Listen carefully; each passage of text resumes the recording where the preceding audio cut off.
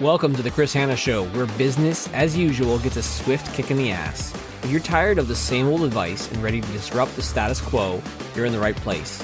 I'm cutting through the noise with bold strategies, unfiltered truths, and a no-nonsense approach to entrepreneurship, video marketing, and content creation. Buckle up, because it's time to level up, stand out, and dominate your market. This isn't just another podcast, it's a wake-up call for entrepreneurs and would-be aspiring solopreneurs who are all in. Let's get started.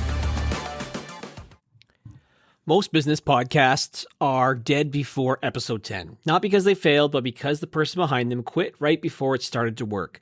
On this week's episode of the Hanna Show, I am talking all things podcast.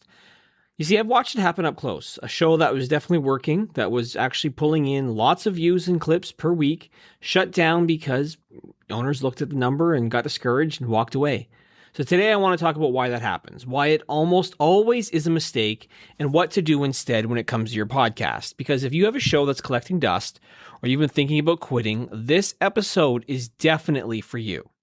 So for those who haven't tuned in a while, and I haven't posted in a while, I'll just remind everybody, I'm Hanna, I run All In Content, and I also have a studio here in Windsor, Essex, where we produce video and podcasts for business owners. So I don't just have opinions about this, I definitely have a front row seat, which I absolutely love to do. I love to produce these shows for a living, I love to see behind the curtain, be the first person to hear an episode go live, and I get to see what wins, what doesn't, what stalls out. And I ultimately hear also when sometimes owners decide to quit their podcast. You see, a podcast is one of the few marketing assets that a small business can actually own outright. And I think quitting is leaving money on the table. Definitely, it's a thing that I try and struggle with because I'm like, I struggle with the idea of having owners give up on something that I know that's going to produce them value in time. Look, I produce podcasts, and so I know I'm biased in obviously everything I'm going to be saying during this episode, but I'm not here to convince anyone that they need video or they need podcasts today. Like, I'm here to stop people from actually killing something that I know 100% is working for them. Because there are people who want to have a podcast, but then get discouraged because they see, oh, well, it's a lot of hard work, or they hear someone say that. And, you're trying to run a business and you're trying to do marketing, and podcasting might be an avenue you want to explore, but people don't even bother trying it, or the ones who do give up way too early. Because the pattern I see quite often is that a show might stop after a dozen or a couple dozen or 40 episodes or whatever it's going to be. And different businesses have different reasons for why they might want to do it. Some quit because, they find it's hard on their time, even though you record, a couple hours here and there. Some people find it hard to find guests. Some people are struggling with the format or other distractions of things that they need to do. There's so many different reasons why people could do it, right? Like, it might be not enough value, not much time, too hard to find those guests, as those are stated reasons that I've kind of gone over. But the truth is, I think in a lot of cases, they don't look at the bigger picture. See, a podcast itself, a long-form piece of content, whether it is, and ideally should be, a video that then gives you audio, you should be clipping that into multiple short-form clips that you can put out across social media, which those then pull in thousands of views individually, and proves that in a lot of ways that the show is working for you. You see, a podcast can be a way to ultimately have social media content at scale by doing it quite easy, because it's more conversational style, it's more natural in format, and it's something that's going to resonate with people. Now, it depends on your format. You could do what I always do here, which is more of a solo show, even though in the future I'll be making another podcast that does have guests. Or you could have, like I said, guests, and making it more back and forth with somebody or multiple people. The problem I hate, though, is when I see businesses quit. They give up, and they quit a winner. Maybe they look at the overall numbers and they're like, wow, our overall numbers, we're not getting lots of views. But you're getting lots of clips and views on social media, which is where the attention is. Social media is where people live. It's where they decide whether they like a brand or not, or they want to dive deeper. So people watch the short form stuff because they don't have much of an attention span for the long form. The ones who are super dedicated will tune in, though. So I think people need to look at it is that the full episode was never the asset. It's the clips that were. And if you're judging your podcast by how many people watch that hour-long version, I think you're reading the one number design that's really there to discourage you. I think, though, nobody really quits a podcast because they think it failed. They quit because they got bored before it paid off. So let me break it down, what I think is actually happening. I think people are looking at the wrong scoreboard. They watch the long-form views on, say, YouTube or on Spotify or wherever. And that is the slowest metric. Instead of looking at the clips, the saves, the shares, the comments, maybe even some of the calls that get booked. The other reason that they give up is the dip. You see, every show hits a stretch where the reps stop feeling exciting and the audience still feels small. That feeling gets mistaken for failure when it's the actual toll right before things start to compound. I see this all the time. The first few episodes that somebody launches a podcast get a lot of traction. They get a lot of views, a lot of comments, people get excited. But by episode 4, 5, 6, 7, you start to find that you're struggling a little bit with viewership. For some reason, viewership tanked. And you're like, what's happened? Well, most times you see that the promotion that went up front to really get a show off the ground dies off. And now you're just posting weekly. New episode out Monday, and here's a couple clips throughout the week, and that's it. You have to continually keep up momentum, which can be tough as you're trying to promote other aspects maybe of your business. That can be a challenge. The other reason that people often quit is the guest excuse. And this is something that I've heard a lot of. I've heard it actually from 4 different podcasts that we've produced. It's too hard to find guests is almost, I think, never the real reason why a podcast dies. I've even offered businesses help. I've sent them guests and referred them guests, and still they decide to end the show. When the help is available and someone still quits, the problem definitely is not logistics then. It's that they maybe never felt the value. Another reason that a podcast can die is that there's no system. They treated it like a hobby. So it gets their leftover time, their leftover energy, and the leftover effort produces leftover results. I've seen it where some people come in to a session and they're not prepared, right? They're not prepared in terms of knowing the guests that they're interviewing, knowing what kind of story and questions and where they're going to talk about. And if you don't come in prepped, ready to go, I think that your conversation with somebody, especially when it comes to a guest, falls flat. And sometimes you pick the wrong guest, right? The wrong guest, I'm not saying that some people are just not meant to be like on a podcast or on a show, but I'm saying that some people shouldn't be your guest because maybe they're, especially early on, they're not going to help you grow. You need to have a guest that's going to share the podcast. I had produced one podcast with somebody who they would bring guests on, and every guest that they brought on had no social media presence at all. So therefore, we couldn't tag them. We couldn't really get any traction for their show because no one's sharing it beyond the main person. You need to have the guest also there because you're leveraging their audience. The other reason that I think some people quit their show is that they strive for perfectionism. Because one flat episode or one stumble convinced them the whole thing was definitely not good enough when they're being way too hard on themselves. Here's the thing that should bother you, though, if you do have a podcast. Every one of the reasons that I just listed is fixable. Not one of them means that the podcast didn't work. It just means that the owner didn't have a way to see that it did. So let's reset what a podcast even is, because I think that's important here at this juncture. Because if you think it's a show, you'll quit. If you understand what it actually is, you won't. So the way we work in our studio is what we like to do is batch record. So I'll usually advise clients to record 2 to 3 max podcast episodes in a session. So say they're doing 45-minute episodes, let's block out 4 hours of the day and they can come in and record one, have a bit of a break, record another, have another break, and then record a final one.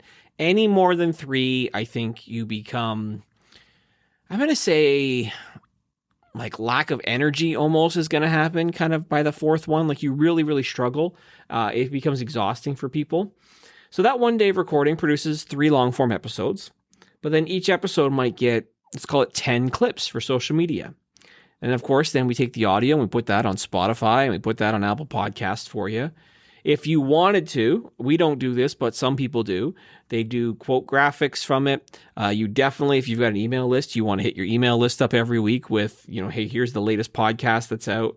You could turn episodes into blog posts if need be. Then there's obviously images like your thumbnail and everything that can be created from it. You could have different stories, behind the scenes content, all from just, sitting in a chair talking to somebody during your podcast.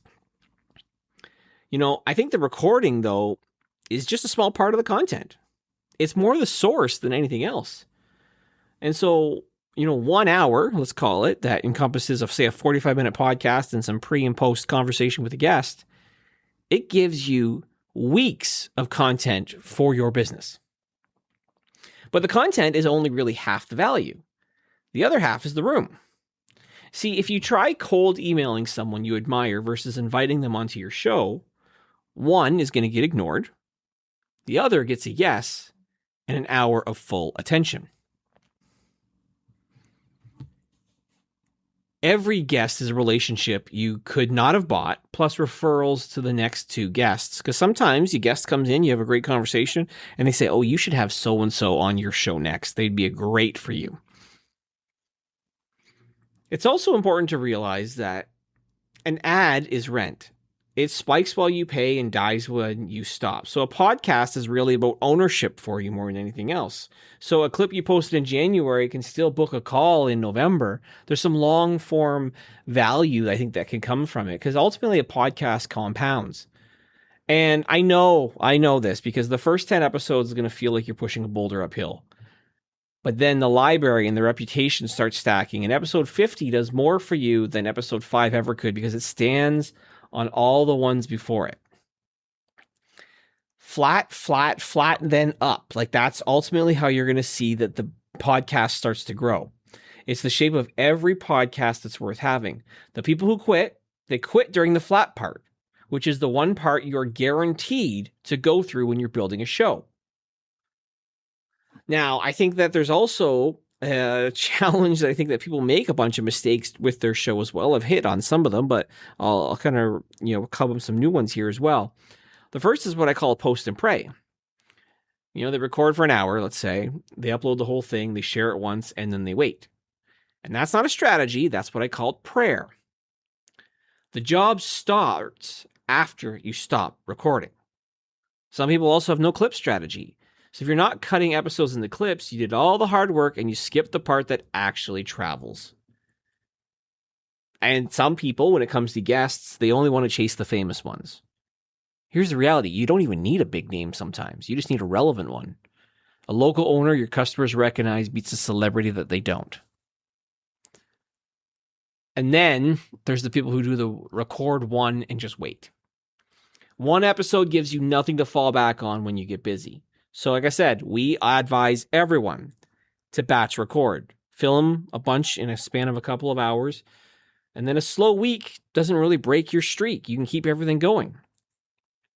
The one that kind of, I think, hurts some people who posted frequently is what I call random publishing. The algorithms for all the platforms out there and your audience reward rhythm and being repetitive and almost training your audience. So pick a cadence you can hold and hold it, even when an episode feels average. You're better off putting an episode out each week as opposed to, well, we're going to put it out this week, but we're going to skip next week. Don't do that. I mentioned the word earlier, perfectionism. And I think it's important to kind of pause and highlight this for a second here. I want to spend a minute on it or so because I think it kills more shows than bad content ever has. You see that stumble that you obsessed on for over an hour? Nobody noticed it but you.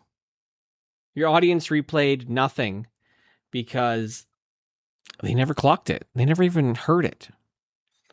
The episode you think is your worst might be somebody's favorite. I've had that happen, which I find strange, but people are like, oh, I really love this episode. I'm like, oh man, I thought that one sucked. But I put it out there still and people got some value from it and they talked to me about it. Sometimes the part that connects with people is never the polished part. It's the realness. More than anything, I think done beats perfect every single day. A good episode that ships beats a perfect one sitting in a folder. Far too much content dies in a folder in a Google Drive somewhere. Perfectionism is usually just, wearing a nicer outfit. One flat episode is not a verdict on your show either. It's one data point. I don't think you shut down a restaurant over one slow Tuesday. I also believe that it's okay to leave the small mistakes in. They're what make you sound like a person instead of an ad. And if you can get past it and you can publish the one that you're a little scared of, that's probably the one that's ultimately going to connect for you. So if you're listening to this, you've got a podcast and you're like, you know what, Chris, you're right. I'm not going to quit. What do you do? Well, here's what I think you should do instead. This is what I'll call, I guess, the playbook, we'll call it. 1, batch your recording. Block off a day or a couple hours, line up your topics, line up your guests, record back to back, and walk out with a month of episodes done that are set up, ready to go, and you're all in the zone. And then think about the clips. I think that's the next important part. Whether you are talking to the guest or you're doing it yourself, restate each question before you answer it and make every point a complete thought, because then your editor pulls clean clips and you're producing clips while you record. I always do this when I'm a guest on a show, because I'll always ask everybody, say, hey, if I'm going to be on your show, I would like the raw recording because I'd like to come up with some clips from it. I will think and talk in sound bites, is what I call it, so that I know that's a clip that I'm going to want to go back and use and put on social media. The third thing that you need to do in terms of the playbook is change your scorecard. Stop watching the long form view number. Watch the clips, the saves, the shares, the comments, maybe the people who book a call after they're binging all your stuff. Next, send yourself proof. Even a simple monthly recap of what your clips did keeps the value visible, so you never talk yourself into quitting. Lastly, commit to a number, not a feeling. Decide you're filming 50 episodes before you judge anything. Take the quit decision off the table for the part where it's supposed to feel slow. Don't even give yourself an option. You might struggle in episode 20 and 30. But you're saying, you know what? I'm seeing this through for a whole year. I'm going to do 50 episodes. You do those 5 things, and the pattern I opened this episode up with does not happen to you. You don't become an episode 40 or 20 or 30 or whatever in a graveyard. You become the business everyone in your market already feels like they know, because that's what the podcast does. It helps people know you.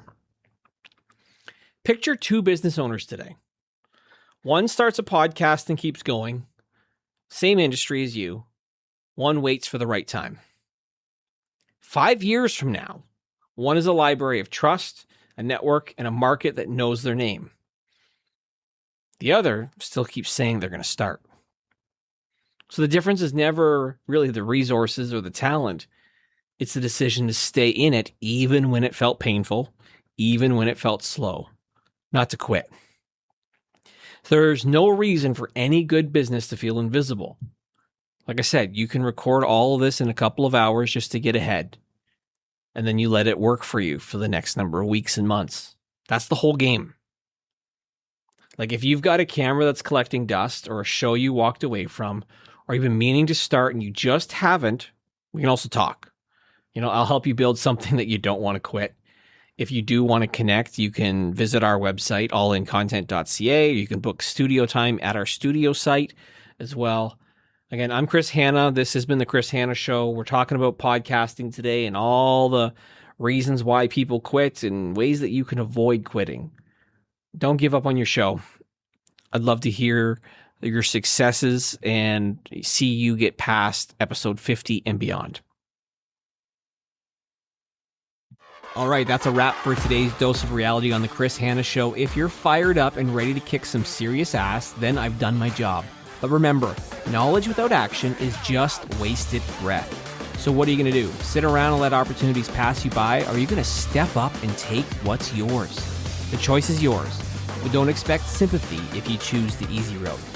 If you've got value from today's episode, smash that subscribe button, leave a review, or share it with somebody who needs a wake-up call. Don't keep this gold to yourself unless you're afraid of a little competition. Stay bold, stay hungry, and remember, always go all in. Until next time, this is Hanna signing off. Now go out there and take what's yours.